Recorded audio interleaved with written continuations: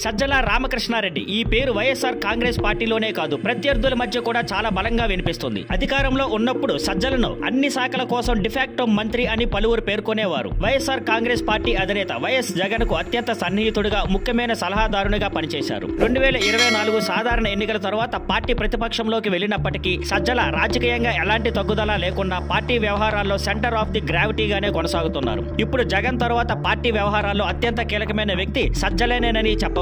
Jagan party అధ్యక్షుడిగా కొనసాగుతుండగా సజ్జల మాత్రం state coordinator గా మాత్రమే కాకుండా ఇప్పుడు కొత్తగా ఏర్పాటైన పొలిటికల్ అడ్వైజరీ కమిటీకి కన్వీనర్ గా కూడా నియమితులయ్యారు. ఇది పార్టీ నిర్ణయాల్లో కీలకంగా మారబోయే శక్తివంతమైన కమిటీ. వైఎస్ఆర్సీపీ పార్టీలో అధ్యక్షుడి తర్వాత ప్రాంతీయ కోఆర్డినేటర్లు, జనరల్ సెక్రటరీలు, అధికార ప్రతినిధులు వంటి అనేక పదవులు ఉన్నాయి. కానీ వీళ్ళందరి శక్తి ప్రాధాన్యత పరిమితంగా ఉంటుంది. కానీ స్టేట్ కోఆర్డినేటర్ పదవి మాత్రం వారందరికీ పైగా ఉండటంతో సజ్జల మరింత బలమైన స్థితిలో ఉన్నారు. పీఏసీలో మొత్తం 33 సభ్యులను పార్టీ ప్రకటించింది. ఇందులో చాలా మంది సీనియర్ నేతలు ఉన్న అంబటి రాంబాబు, భూమన కరుణాకర్ రెడ్డి, పేర్ని నాని, చెవిరెడ్డి, భాస్కర్ రెడ్డి వంటి మాజీ మంత్రులు లేరు. అయినా మిగతా కీలక నాయకులు ఎక్కువగా ఈ కమిటీలో ఉండేలా చూశారు. ఇప్పుడు సజ్జల ఈ కమిటీకి కన్వీనర్ గా ఉన్నారు. అంటే జగన్ తరువాత సజ్జలే పార్టీకి రెండో వ్యక్తి అన్నది స్పష్టమవుతుంది. ఇకపై పార్టీకి సంబంధించిన అన్ని ప్రధాన నిర్ణయాలను, కార్యాచరణలను సజ్జల పర్యవేక్షించబోతున్నారు. Thank you for watching. Please like, share and subscribe.